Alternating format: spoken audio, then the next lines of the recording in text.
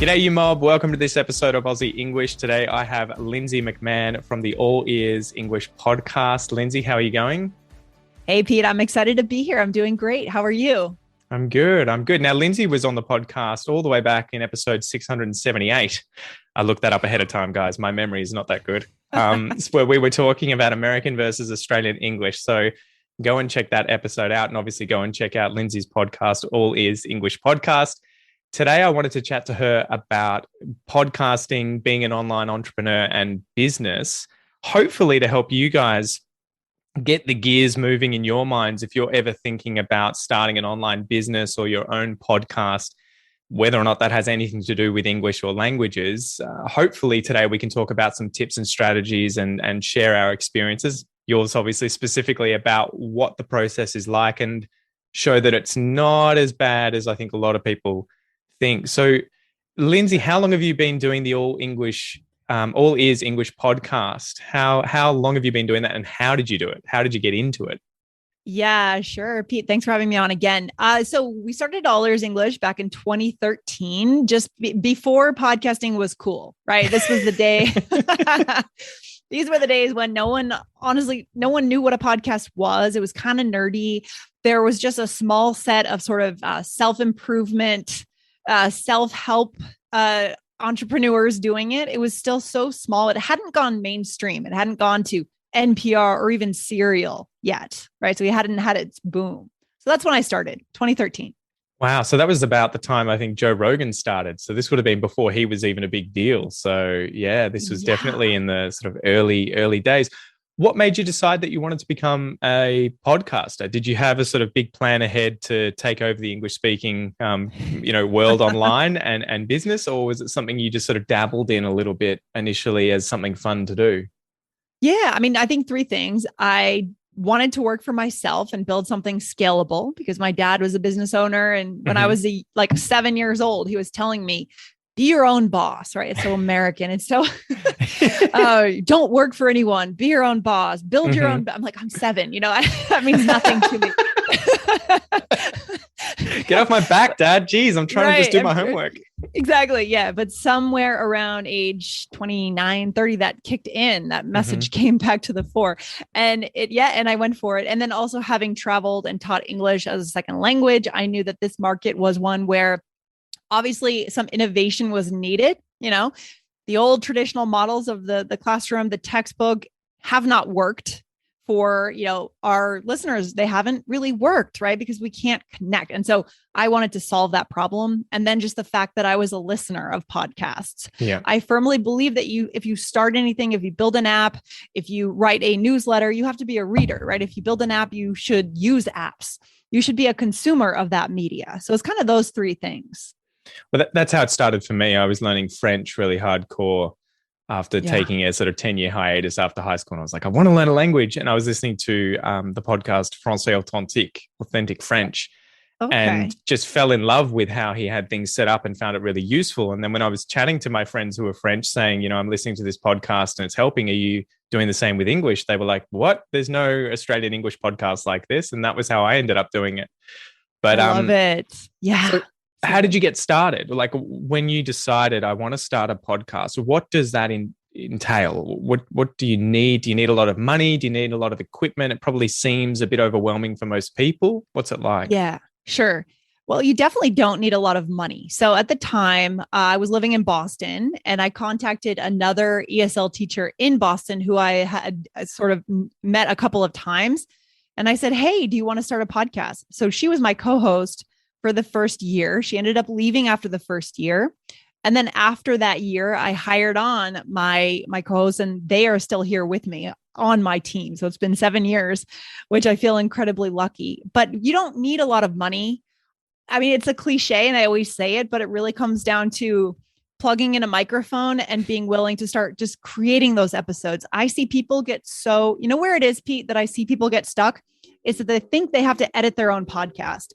If you want to become a podcaster, that's totally different from becoming an audio engineer. If you want to be an audio engineer, go to town with the editing and the leveling.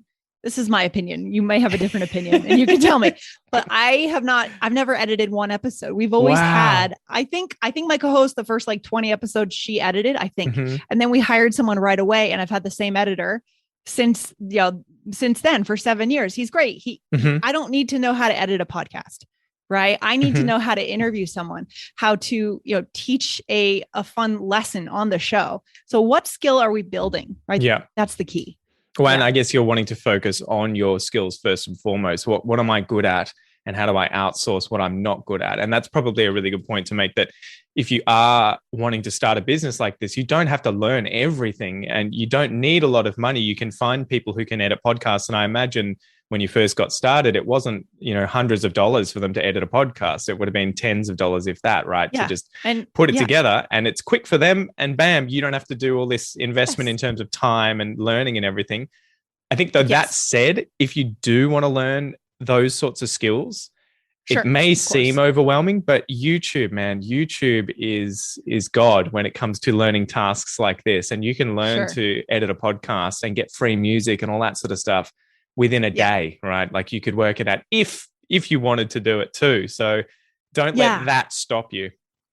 Exactly. I totally agree. I mean, it's a choose your own adventure, right? I mean, that's the kind of the big challenge with being an entrepreneur. You don't have a boss. So there's no boss to tell you, spend your time doing this. So if you spend your time in the wrong way for too long, you're out of business, right? So we need to make sure that we're doing the right things at the right time. That's been my biggest challenge all along. Right? So if someone came to you right now and was like, I want to start a podcast, give me a list of things that I need to purchase, to organize today to be able to release this thing tomorrow, imagining that they can get it, they can record it and do all of that sort of stuff. What are the kind of the first things that come to mind, or the list of things that you would need in order to be able to record it, edit it, put it out online, and then, get on to the next episode? Okay. So I always recommend, if we want to be very specific and practical, I recommend, obviously you do need a minimum viable quality of audio, right? So you need to figure out where that is, but listen to your own show, listen to your own recordings. And is that okay for you? Because we do have a visceral reaction to bad audio, and you need people to, hear your intro and keep listening. If it's bad audio, they will not listen. Right. And we're at a certain standard quality now where people have expectations. But I use the ATR 2100, and this mic costs less than $100 on Amazon. $100 is what I think you need to get started. Find your editor on Upwork or another freelancer.com site. And that's all you need. We use Audacity to record locally. So I always record with my co-host. So we record locally on Zoom and then record on Audacity, so we can put those audios together. So a mic. And this is a free program for you guys wondering. Audacity is free. Yeah. So really, I would say all you need is about $150 to get started. And that's some time. And some time. Yeah. So it's really, there's still a low barrier of entry. That doesn't mean you're going to have a bajillion listeners in the first week. That's another conversation, but you can start recording episodes. Right. So what do you do when you want to get the podcast out there? So you've recorded it, you've got the MP3 or the WAV file on your computer, it's ready to go. What's the next sort of step for getting it out there onto people's phones so that it can get into their ear holes and they can learn? You can drop the knowledge bombs. Yeah, for sure. So find a host. So that's the other thing. You need a place to host your audios and get an RSS feed. So if you don't have an RSS feed, it's not technically a podcast. And the beautiful thing about podcasting is that it is an open RSS feed format. That means all these apps grab your RSS feed and it goes everywhere. It's not just limited to one place like YouTube. YouTube is great, but if YouTube goes down tomorrow, our channels are gone, right? The podcast, Apple Podcasts, Spotify, Castbox, but those are just the beginning. There's hundreds of them all over the world that are going to grab your RSS feed. So we started on Libsyn, libsyn.com. I think that's a great place to get started for a first year podcaster. It's really cheap. $5 a month. You can get started. I think $5 or $10 a month. Yeah. Yeah, exactly. And I think, it sounds complicated, but literally I think all you need to do is you upload your MP3 on their website into your page when you log in, and the RSS feed is already created. Like you will just be able to, it's there. And then you need to, I think with things like Apple Podcasts and Spotify, you'll have to go to those websites and then insert the RSS feed. But that's about it. It sounds more complicated than it is. I would say just go to YouTube and there will be dozens of tutorials of people showing you step by step of just do this, just do this, just do this, and then hit go and you're ready to go. And it is a lot easier than you think, right? I think Apple Podcasts, once you've set it all up and put your thing in, it takes like 24 hours and boom, your podcast's there. They've gotten a lot faster. I mean, how easy it is today compared to, honestly, when we started, I think there was one guide, one PDF by John Lee Dumas or Pat Flynn on how to do this. And that was all we could find.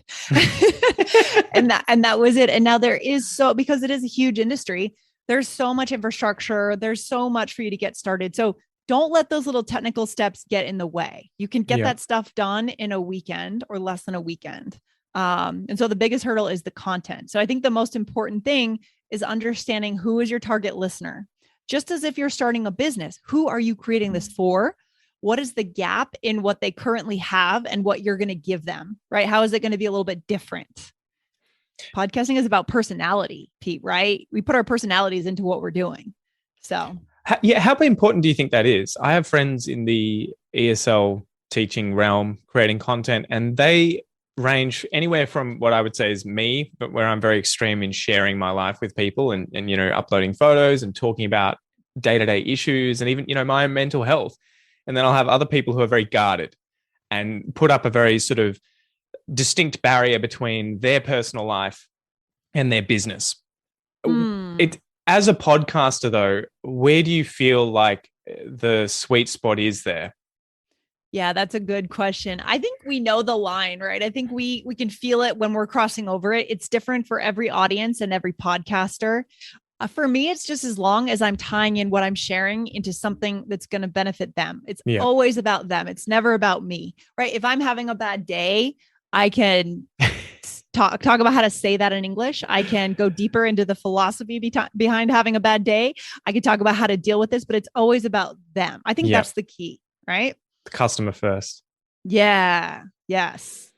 So I guess that's sort of how do you make good content? That's the first thing, keeping the customer in mind. How is this going to benefit them first and foremost? But are there other tips that you have with structuring a good quality episode? And obviously this is probably going to vary quite a bit depending on the industry you're in, but do you want to maybe talk about how you would structure an effective episode in the ESL world of podcasting and why you do it that way? Absolutely. So, we keep our structure quite consistent.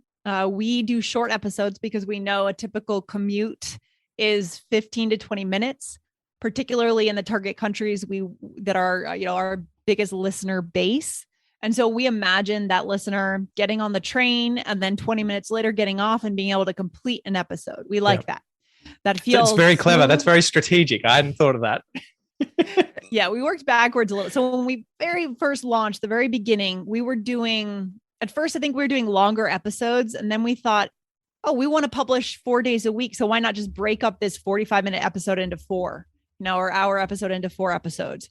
And then we have the content for the week. And that has helped our downloads significantly over the years, right? Because you're just putting out more content, more opportunities to get found, and it has a cumulative effect. Yeah. But structuring it depends on your show. Everyone has their own style. When I went on Charlie's show a few weeks ago, he had 3 phases to his episodes, which I thought was kind of cool. He kind of let the audience know, hey, this is the end of phase 1. If you want to, come back next time, we're done, or you can stay on for phase 2 where we're going to talk about X. For us, it's quicker. It's more actionable. We like to include role plays because we know that our listeners love role plays. So we'll teach something like a vocabulary point, and then we'll put them into a role play. We always do a takeaway. So these are the key notes of our episodes, but you got to kind of figure out your own, right? Yeah, brilliant. Charlie too was from the British English podcast, for anyone wondering. Yes. You were on there recently, so obviously go and check out that episode too. But I think that's the key, right? And having to get your statistics for your podcast, work out how certain episodes are performing, try different things. I think you mentioned, you don't have your own boss, so you don't really have an instruction manual for how to do this kind of work. And that's the thing that I'm it's a gift and a curse. I end up bashing my head against the wall at times because I'm like, I just want to know what'll work. but there's no Yes. one there that you can just be like, knock on their door, go into their office, and they're like, here's the answer, right? So you have Yeah. to just kind of be open to testing new things and seeing how it goes. Yeah. And I would also say, don't lock yourself into, I don't know if podcasting is for everyone. I think some people do better on video. Yeah. I personally, I hate just talking to a camera solo. I need this. Like, I need the chemistry between you and me, Pete. I need my co-host. Otherwise, I get bored out of my head. But some people are great just talking to the camera and have a solo show, and they're incredibly successful. So try that too. Like, don't just say, well, podcasting is definitely my thing. Try it out, try video, try blogging, try TikTok, right? Because I think different personalities appeal in different ways to these channels.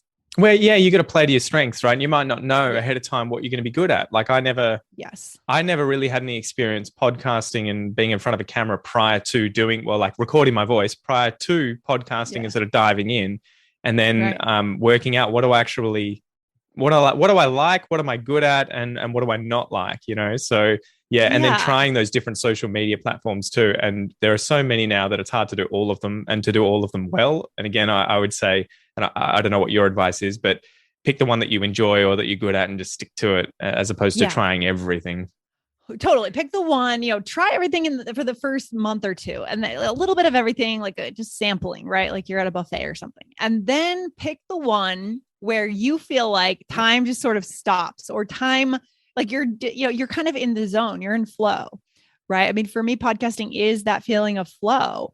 I am able to be present. I can enjoy it. I feel like it's play to me. I'm playing right now, right? Yeah. Whereas when I'm trying to film a video, I'm like, oh God, the lighting's awful. This is wrong. This is crooked. I'm frustrated, right? So that's the key. Pick the one that feels natural to you.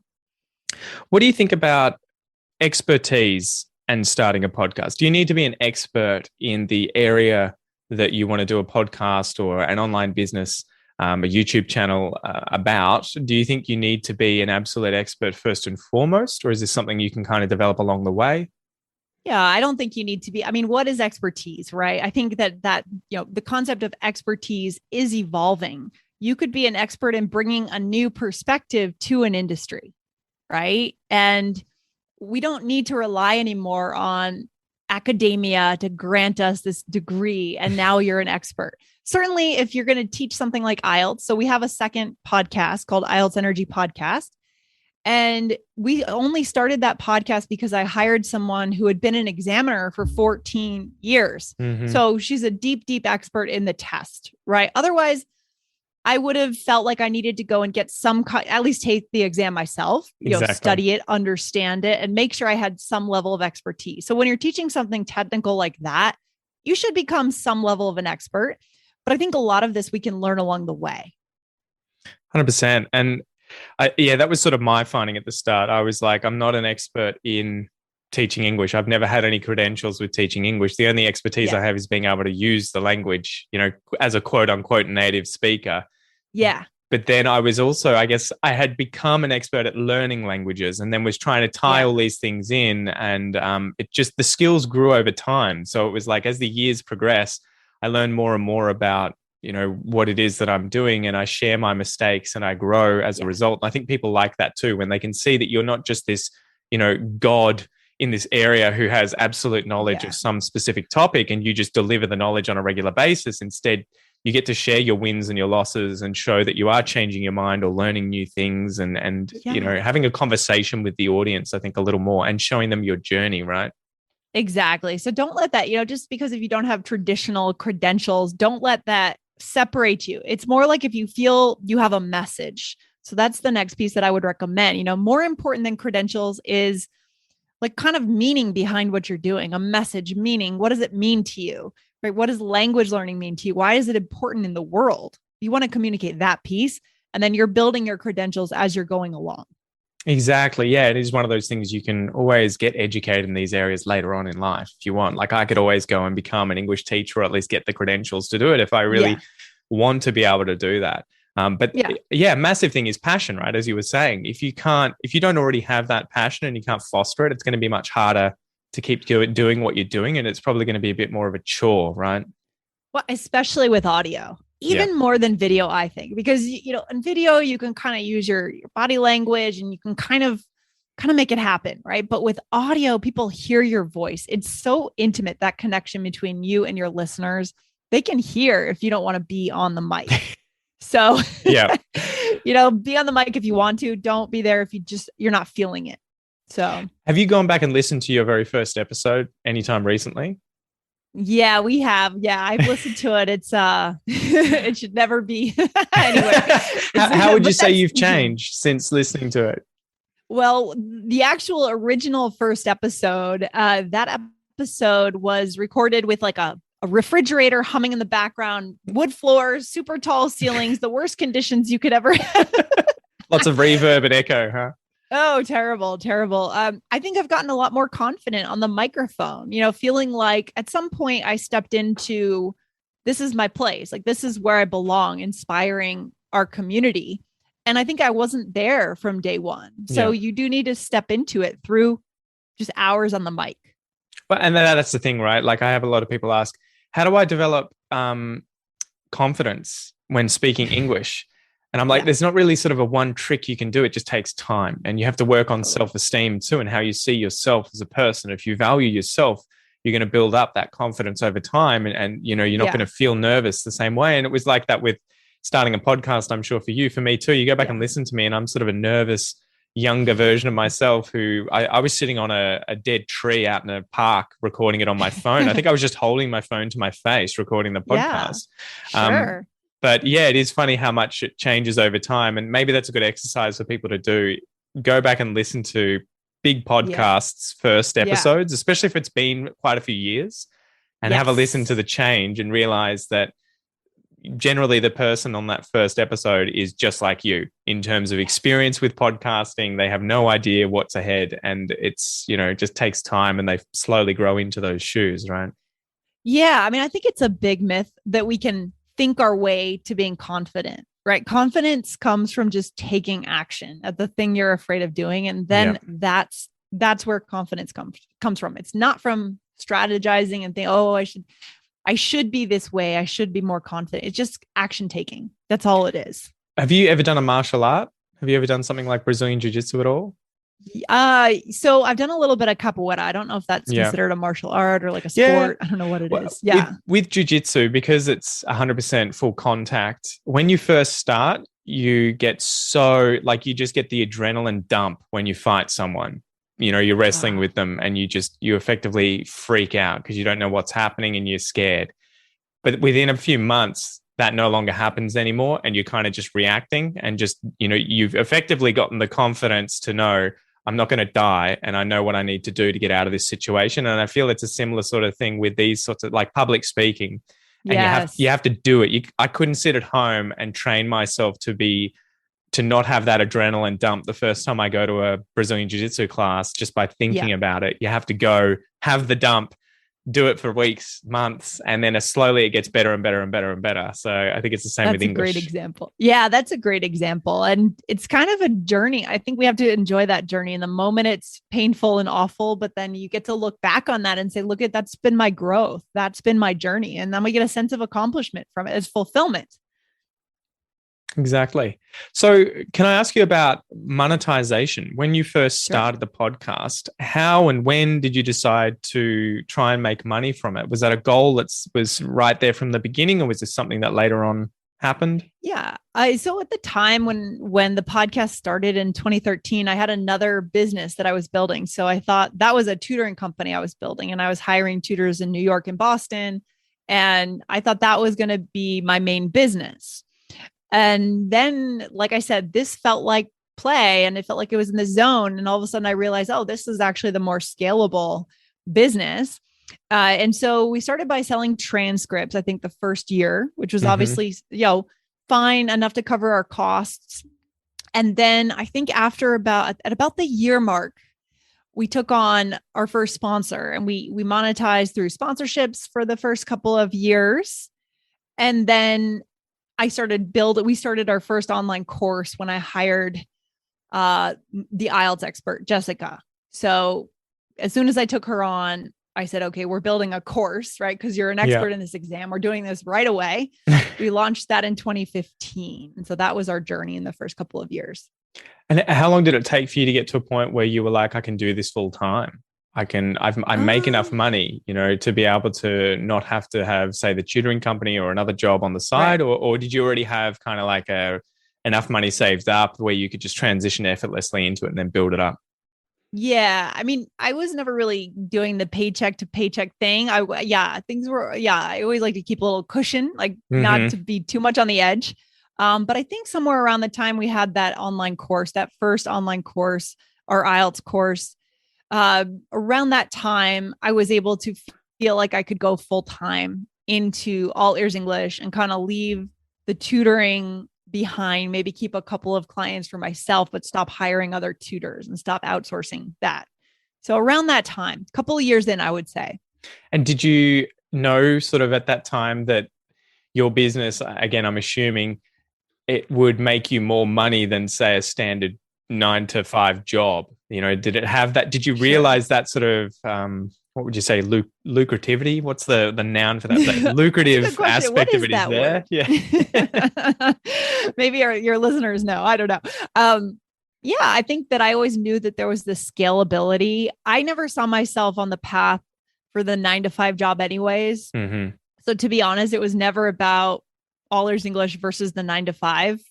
I've really never worked a 9 to 5 and I don't plan to. Yeah, high five, sister. Yes. My wife's applying for jobs at the moment, and she's always like, "So when you had your last full-time job?" And I was just like, "Guess again." Never Never done had. it going to the grave like that. I feel proud of that. Yeah. It's good. And it's good when you're in a partnership, when one person does have a 9 to 5 and that works for them. And then someone else can be an entrepreneur. So the entrepreneur is striving for the scale of income. And then, the other partner is able to, build their career and maintain that Yeah, stability. That's a nice, but you exactly. can't always have that. So yeah, I never saw that as an option. So it was going to work or nothing. Right. So we just went for it. Far out, far out. So how has it changed over the time since you began, and what have you had to do throughout the years to kind of stay out ahead of things and to be adapting, to the way that things are going? Yeah. I mean, I think I've seen some big changes in our market recently. I think that in the beginning of the pandemic, we saw a real, a spike in online learning because a lot of people were at home and had nothing to do. And we saw that. We launched a business English course that first year, July of 2020. Really nice results. Things were going great. And I was like, oh, we're going to make it through this pandemic. It's going to be great. And we've seen a little bit more of a challenge into 2021 Yeah. as more competition. I'm not sure if you've seen this too, Peter, or not. Well, I've talked to a few people in this space where more schools that had been on brick and mortar have gone online. Yeah. So things have become a bit more competitive. So now we're looking at kind of diversifying in 3 different ways. We've still got our education stuff going, our courses going, building our community. We're also partnering with companies where we are licensing our content to companies and having them have our content in their ecosystems and being able to just customize that for them, in Mm-hmm. addition to working with sponsors on our podcast. So kind of 3 key ways where we're building it out for the future and scaling up our iOS and Android apps. So kind of those 4 branches, I think makes us a bit more, a bit more defensible, let's say. Mm-hmm. Yeah, you sort of Yeah. safety, right? You've got your eggs in different baskets so that if any Yeah. single area has its difficulties, you've got to sort of, 3 other areas potentially where you've got income still Yeah. coming in. Yeah. So was that something that you only recently realized was going to be really important, or have you been working towards diversifying and having, a bigger and bigger business to the point where it's the next Tesla or something? I don't know about the next Tesla. Fingers crossed, right? Right? Imagine if we could do that in the English speaking learning world, Oh, geez. Yeah. I don't know. Yeah. I think maybe this is the part of the neurotic side of me that I always look to diversify. Maybe it's because I don't want to have a 9 to 5. Mm-hmm. I don't ever want to have to go apply for a job. And the way that I make sure is I overcompensate by working really hard Yeah. and making sure that the business is defensible in ways that maybe your average person wouldn't really think about or Yeah. would just ride the wave. But I think that's an important key. Like you always have to be thinking ahead. This is working now, but in 2 years, what's going to be working? So working towards that and just seeing where markets are going. Podcasting is getting huge. The advertising market in podcasting is getting huge. I think I just read a stat today that 2021 exceeded $1.4 billion in podcast ad revenue, like ad investment in the podcasting space. So look at where markets are moving, where money is moving, and start to diversify. Brilliant. And last question. How do you grow a podcast effectively? So, you've got your podcast up there. You are getting, a small audience that is slowly growing organically. You've got some products, but what can you do to kind of push things along a little in your favor? Yeah, there's a couple of things that I think really work. So what I don't think works is, or what works less well, I think is like trying to move people across channels, like from Instagram to a podcast, because if they're not already podcast listeners, it's very hard to tell them what a podcast is, how to subscribe, how to follow. So the best way is what we're doing right now is being a guest on another show, doing a promo swap, which is something new, which I'm exploring now, which is having another podcast with a similar audience mention your show and vice versa, right? Effectively trading ads, right? Trading ads. Yeah, exactly. And then the other thing that works is being a part of a network. And, if your other shows in your network are mentioning your show, it's kind of the same thing, the promo swap idea. So go with people who are already podcast listeners. That's so much easier than trying to tell a Facebook user to go over and subscribe to a podcast. That's my opinion. I think you're right. I think you're right there, right? Like it would be, advertising for gym equipment in a gym as opposed to trying to convince the average person on the street, you need to get these dumbbells, and they're like, I don't even work out, dude. Like I run. Yeah. Exactly. And leave it to, the collective, group of, the mainstream media to recruit new listeners, leave it to the comedian or the whoever to get new listeners and then get them in that ecosystem. And then you find them by collaborating with other podcasters. That's what I've found has worked. Do you feel like having more and more competition today is a good thing or a bad thing? I think it's a good thing. I was just talking to one of my employees today about this. It has to be a good thing because I love the free market. Like I love business building, like scrappiness, pivoting, like that now. The business is asking something more of us, right? Like I have to find new ways to make it work. And I think that's a good challenge for us. So it gets me excited. Well, I think too, you've got to realize that your personality is going to attract a certain audience and they're going to like you for you, right? And there's going to be people who listen to you and for whatever reason don't like you, but still want to learn say Australian English in my case. I'm sure I have loads of listeners. In fact, the majority probably listen to one episode and they're like, yeah, this guy isn't for me. And they go somewhere else. I doubt it's the majority. I mean, I don't know. I get in front of a lot of people and then I hold on to my main core. Right. But I think it is one of those things where you have to be comfortable just being like, especially with the amount of competition that's out there today, that there are no longer bands that are like, what would you say? The Beatles, where it's just, they just dominate everything because there is no competition, right? And so nowadays it's much more niche. And as a result, if you were a band following that analogy, you have to work out as you're doing with these other streams of revenue. I know a band, there's a band called Periphery and they're a sort of very technical metal band and everyone loves them because of how good they are, but they don't make money through selling their music. They make money through programs that they create, like drumming programs, through private lessons, through touring and doing the live shows, obviously. So they have 10 different revenue streams on top of it. They don't actually make money from the songs on, say, Spotify, because they know that there's just, you're not going to be like Justin Bieber. The chances of you becoming Cardi B or Justin Bieber, those huge things, is just almost impossible. So I think that's the thing. If you're worried, how do I make a huge podcast? You don't have to be huge. You just have to have your core audience that like you and then be offering a service that, they're willing to pay for and that's helping them obviously improve their lives, right? Yeah, that's so true. I mean, if you want to be the big artist, then just do that as a hobby because you love that. But, it's like, what do you love more? Is it the actual work or is it the building of the company of the vision, you know? So figure that out. Is it the craft or is it the business building that you love more, and try to keep that in check? I would say you need to find ways to make it work. You know, if you want to have that freedom, you got to try different things and diversify for sure. Yeah.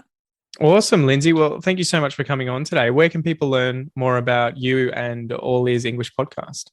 Sure. Yeah. So you guys, if you're already listening to this podcast, if you're listening in Apple Podcast or Spotify or wherever you listen, you can just go and type in All Ears English Podcast and you'll see the yellow, and that's us. Go ahead and hit follow on our show.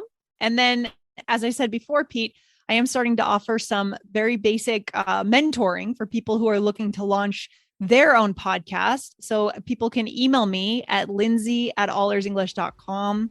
That's LINDSAY at allearsenglish.com. And we can chat. You can let me know what you're working on and see if it can help at all.